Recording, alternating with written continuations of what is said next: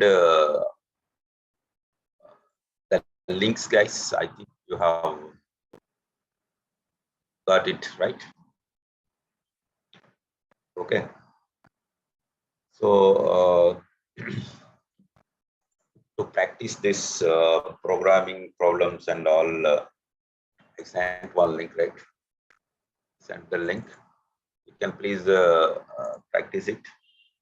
So then, as well as I have uploaded this material also, right? Yesterday we discussed the nested if else. This is a multi-way selection statement. Okay. More than two options. When you have more than two options, then we use this type of structure, guys. Understand? So what is the basic rule here? You have two options. You want to select one of them, then you use one if statement. That is the basic rule, right? Okay. Yeah. So this is the example. And yesterday I asked you to solve one problem, guys. I think you have done it. Okay. Any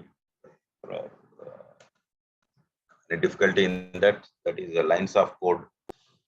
That is the problem. First problem in the assignment. Okay. I hope you are done with that. Yeah. So now this one also we discussed nested if else structure, right? Okay. Now let us understand the use case.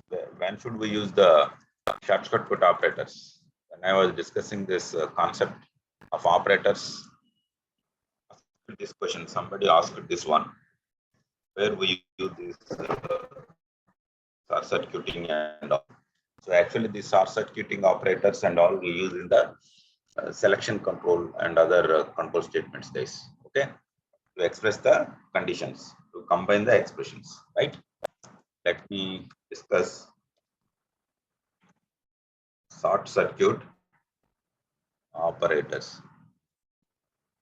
Okay, you know what are the short circuit operators we discussed? AND operator, OR operator, right? AND operator and OR operator. Yes. So those are called as short circuit operators, right? So how this AND operator, OR operator, both they work. So my voice is clear already. Can check voice, I think clear. So short circuit operator,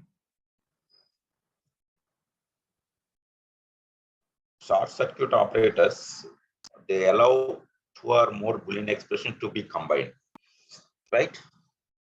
What is the purpose of the short circuit operators, guys? Already we know this. Short circuit operators, what is its purpose? Short circuit operators,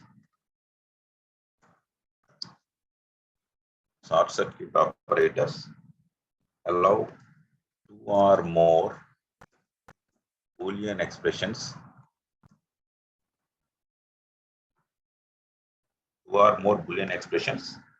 to be combined in an if statement, right? Not only if, other control statements also. Okay.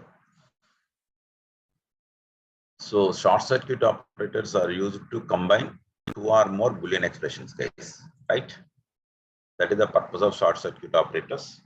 So here you have two short circuit operators. One is the AND operator, second one is OR operator. So AND operator, if both the expressions are true, then only the result of the total expression will be true. Otherwise, it is false, right? Yeah. OR operator means if at least one of the expression it results true, then the total expression is true. Yes, that is called short circuit operators. Already we discussed in detail. Now we will see the how to use them in the selection control, right? For example, let me discuss with a simple example, guys. For example, I asked you to write a program to check three numbers are equal or not. Check three numbers are equal numbers are equal or not, right? Okay, this is my program, guys. So you are given a program to check whether three numbers are they are all equal or not. Okay, so already we learned a simple if statement, nested if simple if else statement and nested if else statement, right? So using these concepts, you try to write this code, guys. Understand? Using only these concepts, you please attempt this problem. Okay. So I will write the simple code snippet for this. Okay. I am not writing input logic and all. Straight away, I will write the business logic. Okay. With whatever concepts we learned till now, using those concepts, let us try to write the code, guys. Okay. Yeah. Now, what is the idea? How do you solve this problem, guys? Very simple. I want to check three numbers are equal or not. Yes, right. First, if A equal to B, first I check two numbers, guys, A and B. Let us suppose you have three numbers, okay, A, B, C. So I want to check whether three numbers are equal or not. So that what I do, first I compare both the numbers A, B, guys, A and B, right? Okay. So if A equal to B, then again I need to check A equal to C or not. Am I right? Just think logically. If A equal to B, okay, if A equal to B, again you need to check. That is called checking multiple conditions. You have to check multiple conditions, right? To make the decision, you need to check multiple conditions. You understand, guys? If A equal to B, A equal to B, then two numbers are equal, right? Then I have to check if A equal to C, right? A equal to C. So if A equal to B, A equal to C, then what can you write? Print three numbers are equal, right? Three numbers are equal, right, guys? Very simple code, right? Now understand, guys. A equal to B, first two numbers they are equal, but first number and the last number they are not equal, right? Then what is the result? Tell me, guys. I hope you are getting this, or how I am building, how I write the code. Yes. Three numbers are not equal, right? Yes. I hope you are clear. Okay.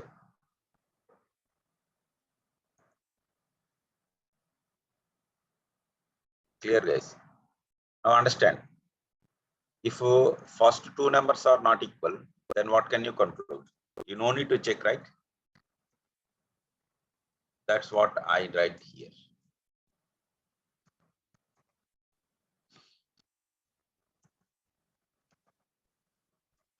Not equal, guys. Right? Okay. Any doubt in this program, guys? Please check it. Now you can analyze. A equal to B. If two numbers are equal, so this is the if suit, right? This is the if suit. What type of structure it is? Nested if else. Am I right? The if else construct either in the if suit or in the else suit. That type of structure is called as what? Nested if else structure. Am I right? Now you see, guys, how this program works. First you check two numbers A, B, right? If two numbers are equal, then only you check third one with first one, right?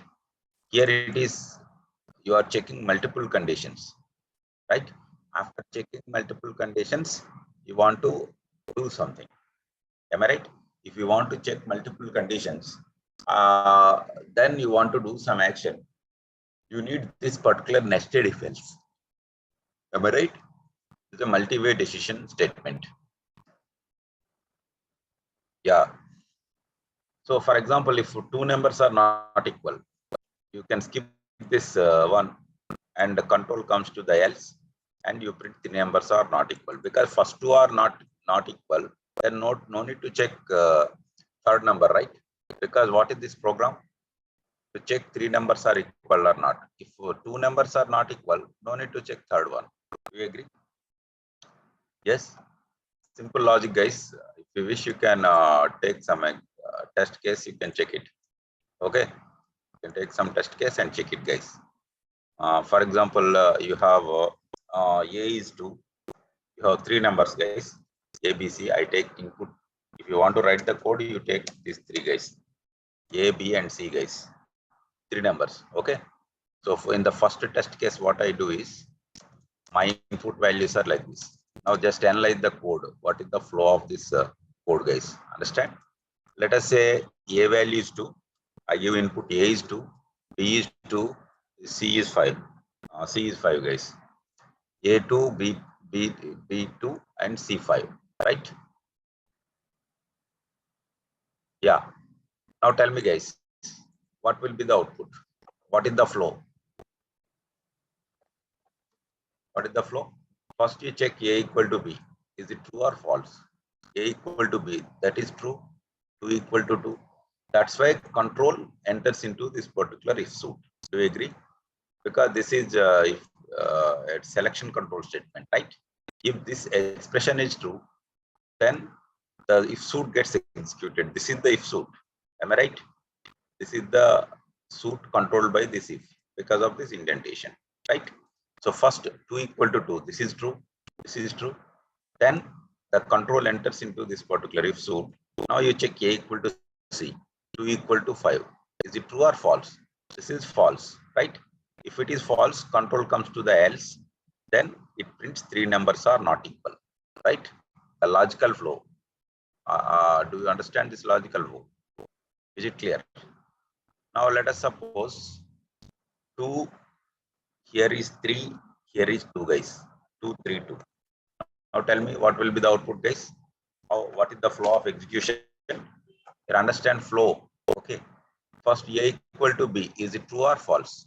2 equal to 3. This is false, right? Then the control will not enter in this block, right? Will not enter in the control that skips off this particular if suit, right? If this expression is false, this suit is skipped off, right? This suit, it is skipped off. Control goes to matching else. What is the matching else for this case? This one only, right? This is the outer if. It is the matching else because of this indentation. 2 is not equal to 3. So immediately control comes to the else. Then 3 numbers are not equal. You can print this. No need to check again A and C, right? No need to check this one, guys. AC. Okay. Because AB are not equal. That's why. I hope this is clear. Now, what is this logic you are writing? After checking multiple conditions, you want to do one particular action, right? If any one of the condition fails, okay, you want to execute some different set of statements, right? That is the idea. Yes, this type of scenarios, you can write very simple code. You can reduce these lines of code using another approach, guys. The same logic I want to write using another approach, right? Here we use the short circuit operators. After checking multiple conditions, the result is you want to select some set of statements after checking multiple conditions, right? After checking multiple conditions, you want to select some set of statements. If any one of the condition is fails, then you want to select a different set of statements. That is the use case. Am I right? That is the use case, guys. Now just let us see how to rewrite this code, guys. Very simple logic. Okay, same code I write. Same program to check whether equal or not. Okay, but this time I will use control statement, this short circuit operators, guys. Just I will check if A equal to B and A equal to C, both the conditions are true. Then simply we print three numbers are equal. Three numbers are equal. Three numbers are equal, guys. Okay. Else, when this control comes to this else, guys, can anybody answer this logical flow? Any of this condition fails, then control automatically comes to the else suit, guys. Understand? Okay. Not equal. Right? That's what the purpose of this short circuit operators. You can see the readability is good, right? You can reduce the number of lines of code. So you want to combine more than one or two or more Boolean expressions, right? If every expression is true, then only these should get executed. If any one of this, when the control comes to the else, guys, if this expression is false or this expression is false, if any one of the expression is false, automatically control comes to the else suit. Understand, guys? That is the logic what we are implementing. If A is not equal to B or A not equal to C, right? In both the cases, three numbers are not equal. This particular suit should be executed, right? You can see here, you're checking multiple conditions. If any one of the expression is false, then you want to do the same action, right? That is the use case, guys. All of you are getting, when should I use this? You are checking multiple conditions to do a particular action, right? Execute some set of statements. If any one of the condition, if any one of the expression is false, you want to do one type of action, right? You can see here. If any one of the condition is fails, if A is not equal to B, or else if A is not equal to C, you are doing the same task. What is that? Printing three numbers are not equal. Here also three numbers are not equal. You can see. If any one of the expression is false, you are doing the same thing, right? If all the expressions are true, you are doing one thing. In such situations, we need to use this particular short circuit operators. Understand? After checking multiple conditions, after checking these Boolean expressions, you want to do some action, or you want to execute some set of statements, right? If any one of the expression is false, you want to execute a different set of statements. Then we use this particular short circuit. Why we are using AND? Because both the expressions must be true. That's why. I hope you are clear. Okay. Yes. Now let us understand a different use case. This is one use case. Okay. After checking multiple conditions, you want to execute some. If all the expressions are true, then you want to execute some set of statements. If any one of the expression is false, then you want to execute a different set of statements, because you want to check all three numbers are equal, right? That's why A equal to B and A equal to C. If both the conditions are true, then only you can print the numbers are equal. Either if A not equal to B or A not equal to C. Both that situations, obviously the numbers are not equal, right? So this is the purpose of short circuit. Again, R operator is there, right? So for example, let us take another use case, guys. This is AND operator.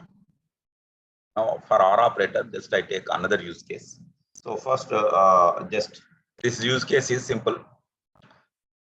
Let us suppose in real-time programming, what type of scenario you have to work with this type of. For example, let us say insurance, whether a person is eligible for insurance for to get the insurance or not. That you want to check. You know, to get that insurance, there are many conditions, right? There are many conditions. After checking many conditions, the outcome is either the person may get the insurance or he may not get the insurance, right? After checking multiple conditions, if all the conditions are true, then only he gets the insurance. If any one of that condition fails, right? Criteria does not meet. Obviously, he will not get the insurance, right? In that type of use cases, we can do that type of use cases. Hope you're clear. Yeah. So, yes. Okay. I hope this is clear. Now let us see another business use case. Switch case is not in Python, guys. Why switch case is not in Python? I will explain. Let me discuss concepts in sequence, guys. Okay. Because there are many enthusiastic learners are there in this session. Around 200 people every day they are learning. Okay. I don't think all are from computer science, right? Most of the guys, they are in industry still. This is their first programming language they are learning. That's why I discuss each and every basic point, guys.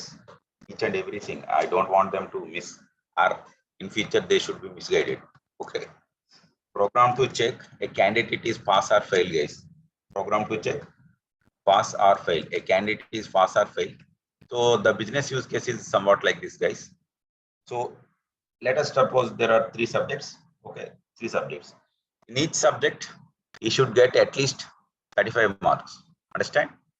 Each subject, if he gets at least 35, then he is pass. Otherwise, he is declared as fail. Understand? M1, M2, M3. There are 3 subjects, guys. Marks in first subject, second subject, third subject. If he gets in any of these subjects, if he gets less than 35, then I can declare that he is fail. Am I right or wrong?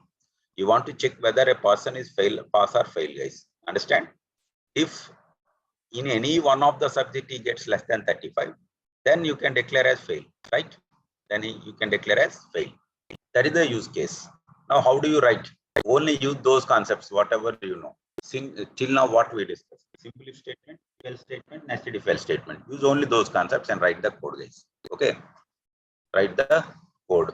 There are several ways. There are many different ways to write the code. Okay, I can write this entire code in a single line also, guys. Okay, I can make more optimum, right? But that you will learn later on when you are working. Okay, somebody has written some code, I write a different code, right? I will use a different approach. Somebody has, Joshi has written some code. Yes, that is also correct. I'm telling you, to solve a problem, there are 10 different ways, guys. Okay, that depends on your thinking. Okay, you can attempt, but that should be readable. The logic should be simple. That's what. Okay, you need to focus. There are many ways. I don't say that even 2 programs I discussed, right? 2 or 3 programs. So those programs also you can write in a different way, guys. Okay, you can use a different approach. But whatever I discussed, that is the simplest one and more readable, right? Logically, it is correct. That's what I am writing for. You can try. That is your exercise you need to do. So first, let us check. There are 3 subjects: M1, M2, M3. First, I check M1, guys. If M1 is marks in the first subject, right? If M1 less than 35, if M1 less than 35, that means in the first subject itself, the marks are less than 35. Then do you need to check the remaining 2, guys? No, right? Remaining 2? No. Can I conclude here? Print. If candidate is fail, right? Candidate is fail. That's it. Understood? So if in the first subject itself he gets less than 35, just you can conclude that the candidate is fail. Understood? But when you are writing the program, you need to check all the conditions, right? All the possibilities. Now let us say if the marks in the subject not less than 35, right? Then where does this control go? Control goes to the matching else. This is the matching else for this if. Do you agree? If in subject M1, the marks are not less than 35, that means in M1, he has got greater than or equal to 35, right? Then the control goes to this else. Am I right? But now tell me, in this else, again, I need to check other subject marks also. Do you agree? When the control enters into this else suit, one thing is guaranteed, that he has got greater than or equal to 35 in first subject, right? So what you need to do here? Tell me, guys. Again, I need to check for M2, because when control comes to this else, already in M1 he has got more than 35. Am I right? That's why I will check for M2 guys. M2. If M2 less than 35, I will check this one. Now tell me, what should I print? So in M1, he has got more than 35 or above.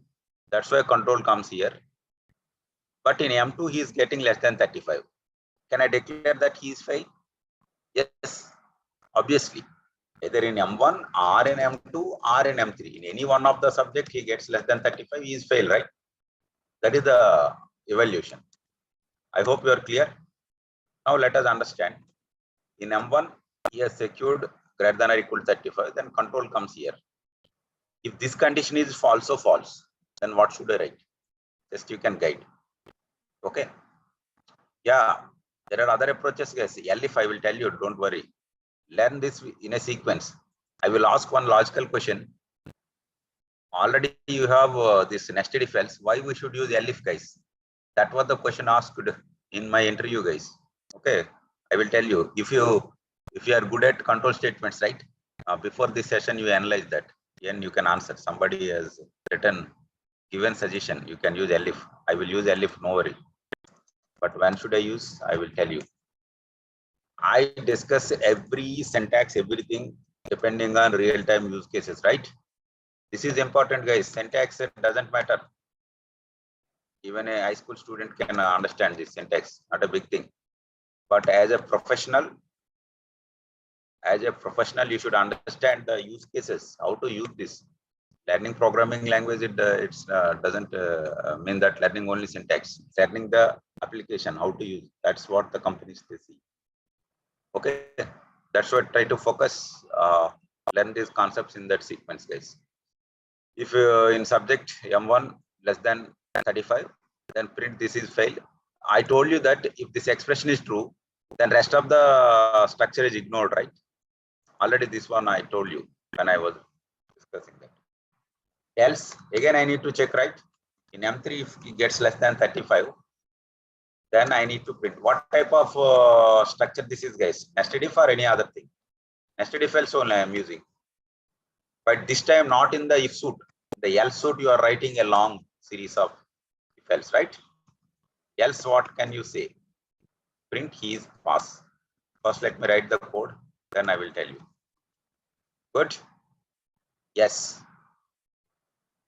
Now this code is clear, right? You can see what type of structure it is. Inside the else you have again if else. This is if it is the matching else, right? Outer if, outer else. So inside the else suit, again you have one if else, right?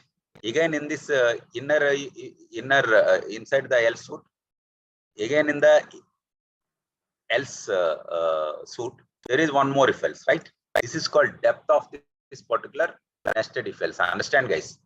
In the else suit, you have again nested if else, right? Again in the else, again if you have if else, right? This is called depth of this nesting. That is again in the else you may have some more if else and all, right? That is called depth of this one. So you can see here both are nested if else only. The first example, inside the if suit you have if else, complete if else in the if suit. But in this particular second example, inside the else suit you have complete if else. Again in that, again in the else suit, again you have complete if else, right? This is called depth of the nesting. So now this one is also called as nested if else, guys. Understand? Okay. Now what is the flow, guys? If in subject M1 he gets less than 35, obviously the rest of the structure is ignored. I told you this basic rule, right? I told you this basic fundamental rule. Okay, because the whole thing is a single unit for the Python interpreter, because you are making some decision, you are checking multiple conditions, and you are doing some action. You want to execute some set of statements, right? The whole thing is a single unit for the Python interpreter. Understand? You are checking multiple conditions, right? For example, in subject M1 is getting less than 35. Then what happens? No need to check all these, right? Just you print fail and control comes out of the entire if else construct, and it executes the next statement after this one. Here you have statement X, right? Just recollect what we discussed. Understand? For example, in subject M1 is getting more than 35. Then what happens? Control goes to this matching else. Then it will check whether in subject M2 less than 35. For example, in M2 is getting less than 35. Then what happens? It will ignore the rest of the structure. Simply it prints fail. Understand? For example, in M2 also is getting more than 35. Then control comes to this else. Now check M3 is less than 35. Yes. If it is true, then it will ignore the rest of this structure. It prints fail. Understand? So in all the subjects he is getting more than 35. Then only this final else it gets executed and it prints the statement pass. I hope you are clear, guys. Multiple inputs in a single. Okay, I will discuss that, guys. Okay, don't be hurry. How to take multiple inputs? What is eval function? When should I use eval function? Those are all comes in our programs only. Okay, I don't want to discuss that as a separate topic input output. Okay, when we are learning, I will discuss different forms of input and output. No issue. So, is there any simple approach for this, guys? Now you can see how complex this code is, right? To understand and all, so that you can use the short circuit operators, guys.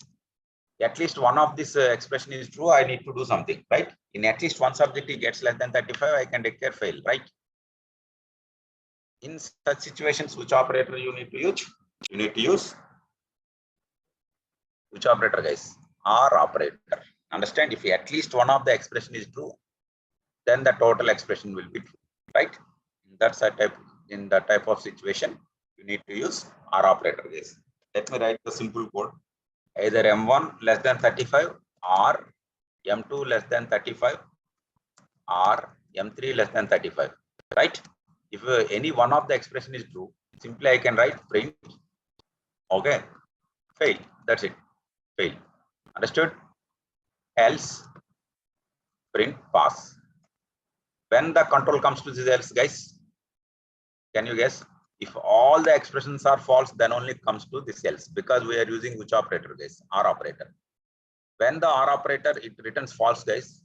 If all these expressions are false, then only it returns false. Otherwise, it returns true. Understood? Understood? Yes. If this is also false, this is also false, this is also false, then only it returns false. Otherwise, it returns true. Guys, that means in all the subjects he got more than 35, then only the total expression will be true. If he gets greater than or equal to 35 in all the three subjects, then he is false. Understood? Okay. According to our business use case, you should write some positive. You may write positive action or negative action, whatever you want to do. That depends on you. This code you can write with AND operator also, guys. Right? Yes. But this code, it actually it is replicating the business use case, right? What is the problem statement here? You want to check whether a candidate is pass or fail, right? Okay. So now you want to check pass or fail. Generally, how do you think? You check the marks, right? Whether he is getting less than 35 or not. Like that, what is your thinking? What is your orientation, right? How do you think? Generally, we think we check for that, right? Whether a candidate is pass or fail. Okay. Always we look for fail condition. Am I right? General scenario, how the humans they think. Okay. Because let us suppose there are 6 subjects in a semester. Okay. You want to check whether the candidate is pass or fail. Generally, you check for one subject where he gets less than 35, right? Instead, or else you check all the subjects greater than or equal to 35 or not. Just you think logically. Programming is nothing but solving the real-time problems only, right? That's why I used R, guys. If you wish, you can use AND also. But which one is the replicating that actual our problem solving thinking? That you should represent in the code, guys. Okay. Designing the program doesn't mean that just copy, paste, and just edit. Okay. You will never become a professional programmer. You want to become a professional programmer, then whatever you are thinking, the problem solving, okay, what is the logic you are thinking for problem solving, that logic you should represent in the code, guys. That is what shows that you are the professional programmer, right? That's why I'm writing this logic, guys. There are n number of ways to solve this problem. Readability will be good. Any new programmer can understand this. What is the logic, right? I hope this is clear.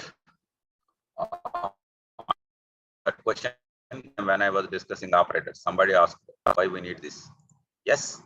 Okay, guys. I hope you are clear right now. Understood? Yeah. Good. So I hope you can answer that questions in our assignment problems, right? So this is what our programming problems. Yeah, you can type what is the doubt. You execute this program by take input from the user and do this. Okay. Now I will solve one more real-time problem using the nested if else. Okay. That's also great calculation, very popular. Why I am discussing these problems, guys? Already real-time problems I have given in the assignments. You attempt it. Understand? I discuss very popular classical problems on this, guys. Many others, okay, who are well known. They use it the examples, so that I also use the example to explain the concept, guys. Okay. But I recommend you to solve those problems which I have given, right? So that you will become perfect. That's how you should learn, guys. That's how you should practice the programming problems. Okay. Simply learning syntax and all is not at all sufficient, right? What is the doubt? Somebody, Pallavi Bhatt or some, type that doubts. So after the session, I will give you time, no issue. Okay. Now just I write the code. It is simple program, guys. That is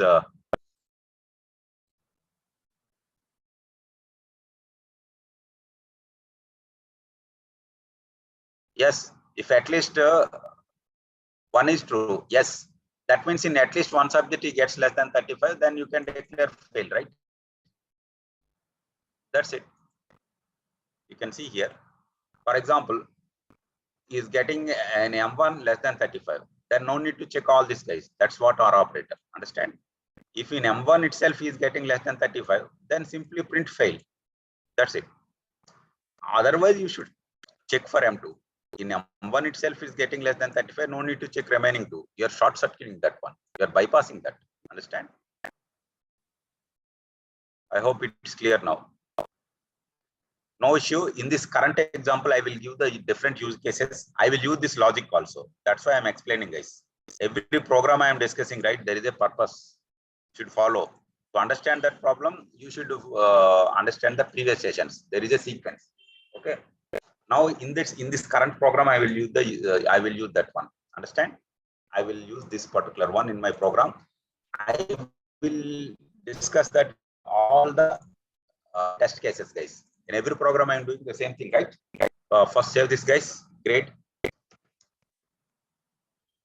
I will type and execute, guys. How to write the code? Already that was there. Grade and grade one.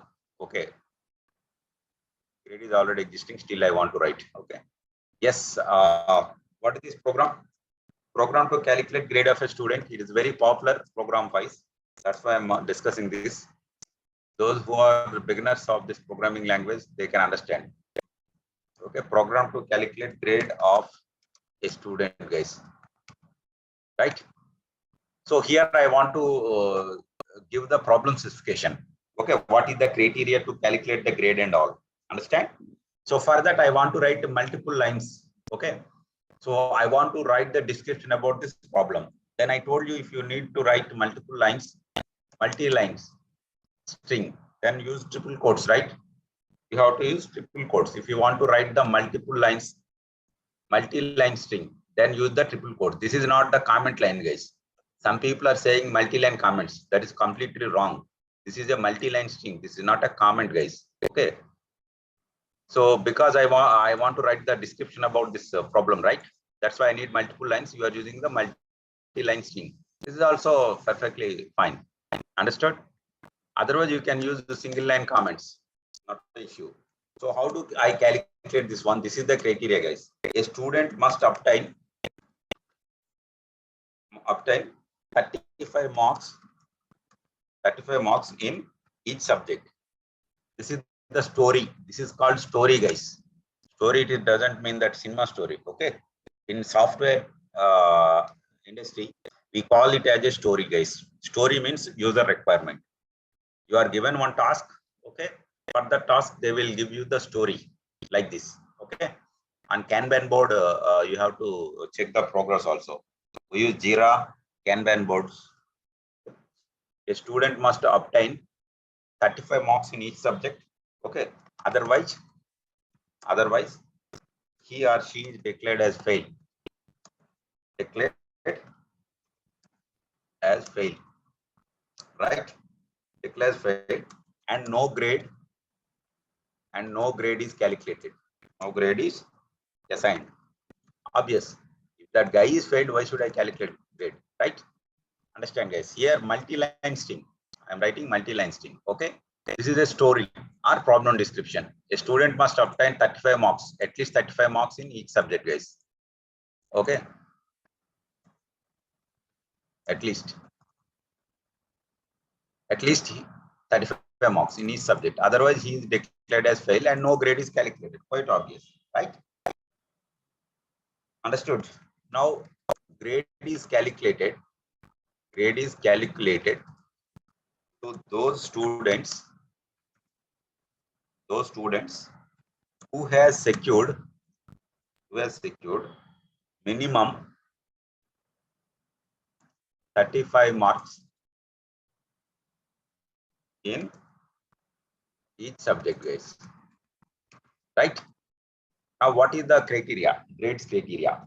First, we calculate the average marks, average of all these subjects, average marks.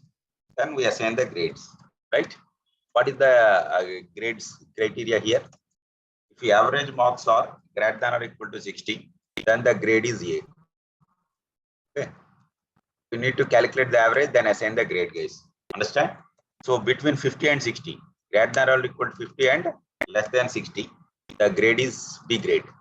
Understand? In our software industry, they don't expect high grades, right? Average students, they pick up only average, guys. Average.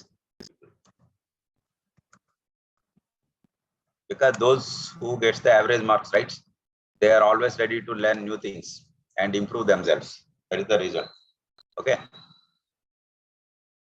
So if it is less than 40, what is this grade, guys? D grade. Understand? Grade is D. This is the criteria. This is my business problem, guys. This is the documentation section. Understood? How to provide the documentation? Because simply if I write a calculating grade, no one can understand, right? It's not readable. Because what is the criteria, what you are using to calculate the grades and all. Without this description, if I directly go to the code, right, I cannot understand what is the criteria for this calculation of grades and all. I think you can understand, right? I hope you clear. This is the documentation section, guys. Clear? I hope this concept is okay, right? Now let us see.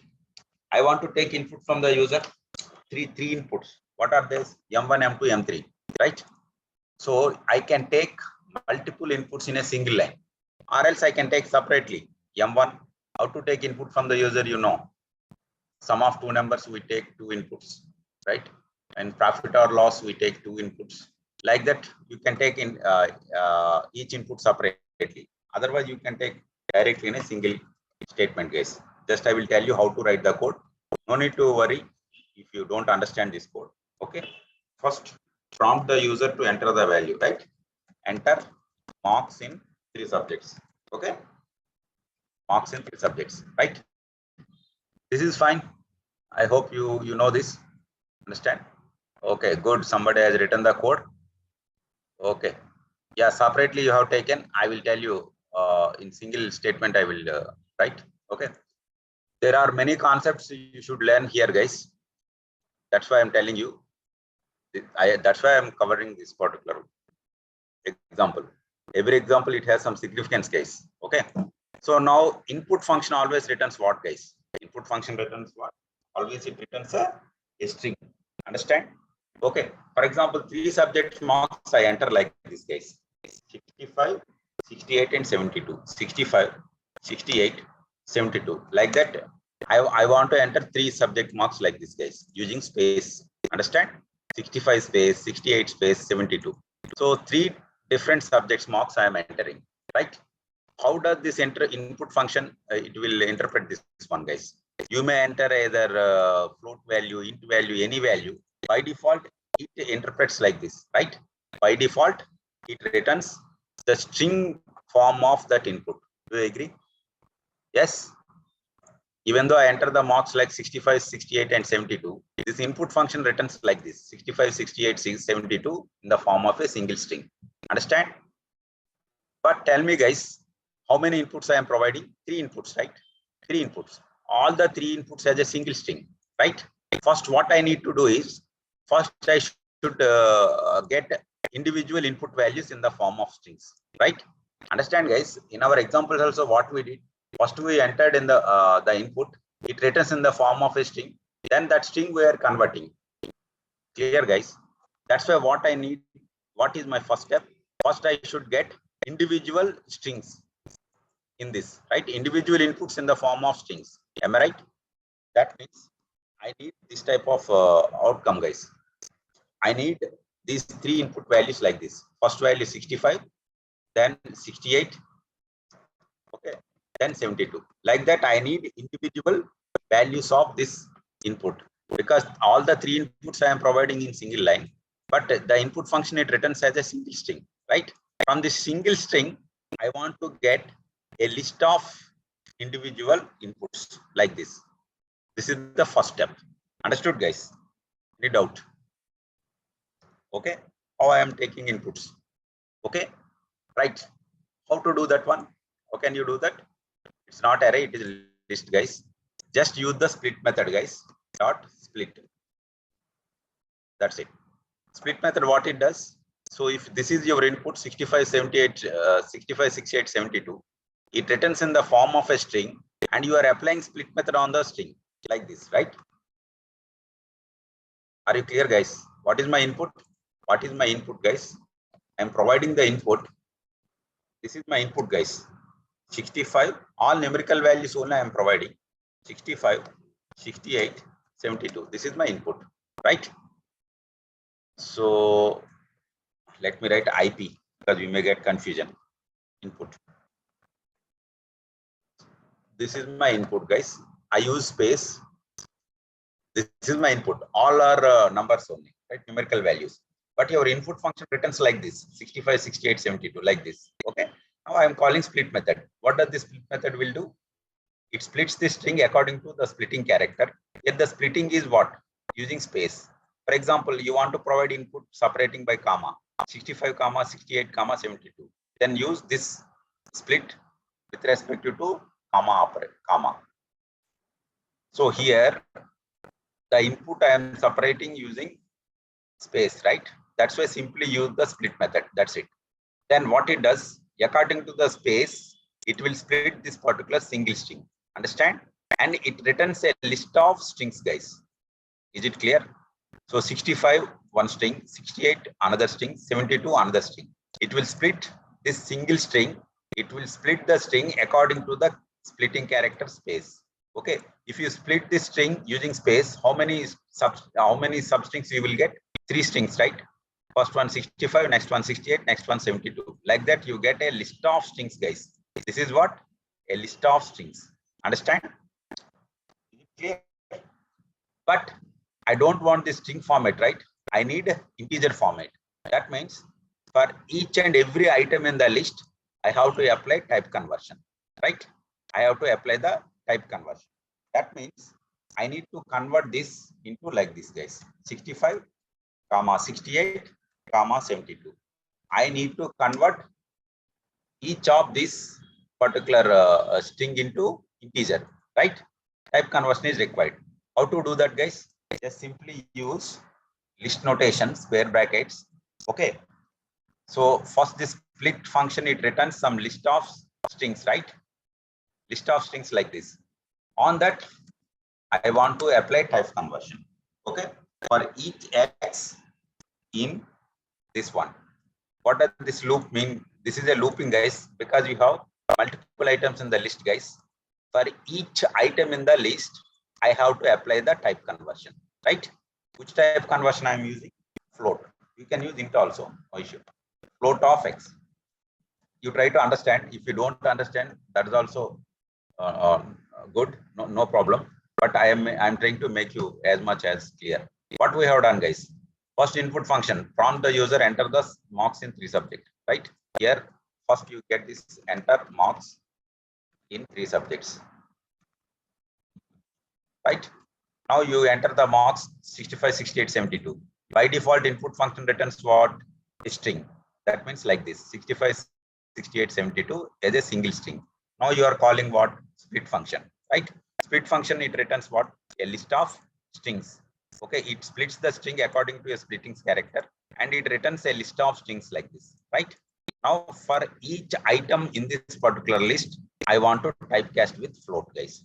Now I will get 65.0, 68.0, 72.0 like this. Understand? Now what I need to do? You got 3 values here in the list. I want to assign these to 3 variables, right? So each one for one particular input. For example, I need M1 marks 1 65. Assign first item to first variable, second item to second variable, third item to third variable, right? This one I need. So I can do this using a simple statement, guys. Just at the left side, how many variables you want to use, you can use. That's it, guys. Do you understand at least a basic idea how to take multiple inputs from the user, guys? Very simple logic. Here what I have done, by default input function returns string.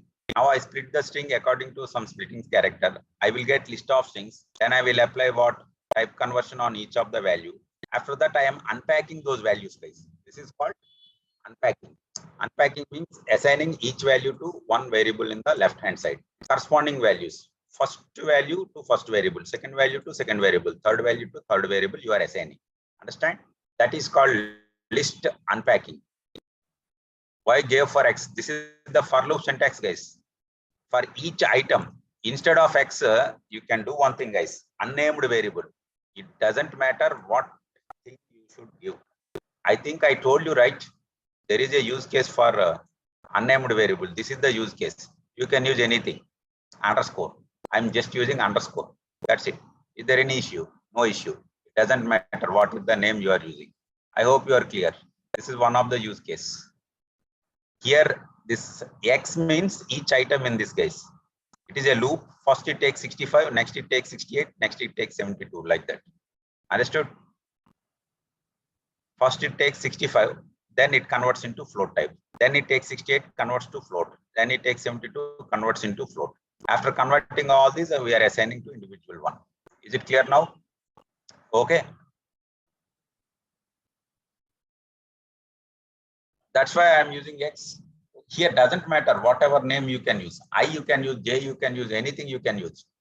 I hope in identifiers I talked about unnamed variables. What is the use case? This is the use case, because whatever name you are using, it doesn't matter. In fact, name is also name is also not required for that. Just here what I am doing, for each item in this list, I am applying this type conversion. That's it. So just I am taking each item, just okay.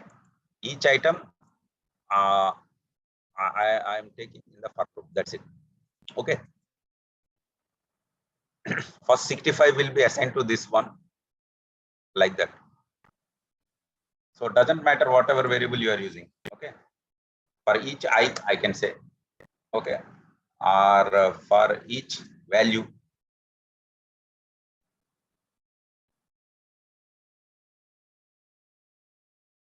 That this will be more readable, right? I can use unnamed also, but I don't want to make confusion because readability should be good, right? Now this one will be fine, I think. Okay. For each value in this particular result, you apply the type conversion. Finally, you unpack them. This is the logic, guys. I hope you are clear, right? How to take multiple values from the user, guys. This is the logic. Okay. Right. Now here, first I need to check whether the candidate is pass or fail, right? Okay. First, let me assign total. Total is initially 0.0, right? Then average. Oh, sorry. I want to initialize these values, guys. Total, average, and grade. Okay. So total 0.0, multiple initializations in the single line. 0.0 grade, just no grade is assigned right now. Okay. That's it. Is it clear, guys? This is multiple initialization in the single line, guys. Total 0.0 initially, average also 0.0, grade no grade. That's why empty string. Understood? Next I am initializing the variables, guys, because I want to write some logic here, selection control, where I need to use these variables like total, average, grade, and all. So that's why I'm defining in the beginning of this code. Understand why I'm initializing like this, guys? Because I need to use all these variables, right? That's why I'm using.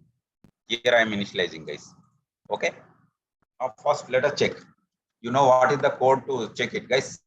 If M1 less than 35 or M2 less than 35 or M3 less than 35, this code I no need to explain, right? Already I have done. What I need to do? Print is failed, no grade is calculated. That's it. Understood? Else what I need to do, guys? Those candidates who have secured more than 35 on all the subjects, he is passed, right? Those students who have passed, for them I need to calculate total, average, everything and find the grade. Am I right? Else what I need to do? Total is equal to M1 plus M2 plus M3. Right? Any doubt in this? Total, I am calculating the total because that candidate is passed in the exam. Okay. Those who passed in the exam, for those people I am calculating the total. Right? Then again average. What is average, guys? Total by 3. That's it. There are 3 subjects. Total by 3 is the average, guys. I hope this logic is clear. Right? Okay. Now I will write this logic, guys. Now tell me how to write the logic. First I check according to the requirement story what they have given. If the average is greater than or equal to 60, greater than or equal to 60, right? Then what is the grade, guys? Grade is equal to A. Understood why I assigned, why I initialized this one? Okay. So because if the variables you have defined here, then you can use that variable throughout this program anywhere in any suite. Understand? Okay. Because these are now not local. Okay. Local to a particular suite. Okay. These variables you can use anywhere. Understand? So grade is A. Else what happens? Again, I need to check if average greater than or equal to 50. Shall I, do I need to check less than 60 here? Do I need to write this one? Tell me, guys. Is it required? Yeah, please answer. Think logically, guys. Logical thinking is important. This problem is not a very complex problem. Is it required? According to this, you can see greater than or equal to 50 and less than 60, grade is B, right? Do we need to check this condition? All are saying yes. Somebody said no. Okay. I will tell you what is this reason. Understand, guys? What is the flow of execution of this one? Required. Okay. I will tell you the logic. Just understand. So when the control enters into this else suit, guys, that you need to understand. If the average is not greater than or equal to 60, then only this expression is false, right? If this expression is false, then only control comes to this else. Now tell me, if the control comes to this else, what do you conclude? What do you conclude? What conclusions you can give? You can say that if the control enters into the else, you can say that average is not greater than or equal to 60. Am I right? If average is not greater than or equal to 60, obviously that should be less than 60 only, right? Less than 60. Okay. Then you need to check only this condition, because if control enters here, that means already implicitly you have checked this condition already, right? Implicitly the meaning is average is already less than 60. That's why you no need to write this particular statement. Unnecessarily you are increasing the computation time, right? Because in AND operator it will check both that, right? Both of this, but this is not required, right? This is not required, because once the control enters here, that means already average less than 60. That's why you no need to check. But this condition you are checking. This condition you are checking, but no need to check explicitly average less than 60, because if the control comes here, control enters here, that means already it is less than 60 only. That's why I will check whether it is greater than or equal to 50 or not. Is this clear, guys? Understand? Otherwise, just analyze with the logical thinking. Logic is very important, guys, for computer science and programming, guys. Else again, I need to check average is greater than or equal to 40. Same logic. You don't need to check less than 50. Understand? What is this? Grade? Grade is C, right? If this is also false, no need to check. Obviously, it is less than 40. What is the grade, guys? Grade will be D. Understood? Grade is what? D. I am assigning. Good. Now tell me, guys. So, where should I print grade? I have to print here, right? I should come out of all of this and I have to print grade is equal to grade value you need to print. Understand, guys? I print in this else suit only. I print in the else suit only. But out of this all, if else and all, because here the grade value will be assigned, right? In this particular nested if else, the grade is going to be assigned. The grade is assigned in this particular nested if else. So once the control comes out of this entire if else, then only I can print the grade value. Understand? Okay. You try to understand this one, guys. This is the nested if else, right? You are checking multiple conditions to find out the grade. To assign the grade, you need to check multiple conditions only, right? You're checking multiple conditions to assign the grade. This is a nested if else structure. You can see here is if, inside the else, again one if else, again in the else, again if else, again in the else, again if else, right? This is the nested if else structure. You want to check multiple conditions, right? Multiple conditions, okay, for this. Is it clear, guys? Now test cases, I will give you the test cases. You analyze the code, guys. Okay, understood? You can analyze the code. I give the test cases also. So tomorrow I will go with each of the test case, and in tomorrow's session, I'm going to talk about next structure, elif clause. Understand? Already we have nested if else to check it is a multi-way decision making statement, right? Multi-way selection control statement. You have nested if else statement, but again we need why we need if else, guys. Elif. Why we need elif clause? Okay. So if you refer the textbook, whatever I have sent you, right? That one, Mark Summerfield. In that, he will give only one syntax, guys. What is the syntax? If, elif, if, again elif, final else. You can find this structure in the textbook, guys, because this is the actual if control statement syntax, guys. Okay. If is mandatory, all these are optional, guys. If Boolean expression, you have 0 or more elif clauses and 1 else clause or 0 else clauses. That is the actual syntax of the if control statement. But if I explain directly this one, no one can understand. But my question is, already you have multi-way selection control statement nested if else. Why we need elif structure? This question was asked in my interview, guys. That is for ML architect. Okay. If you go to higher position, right, they will check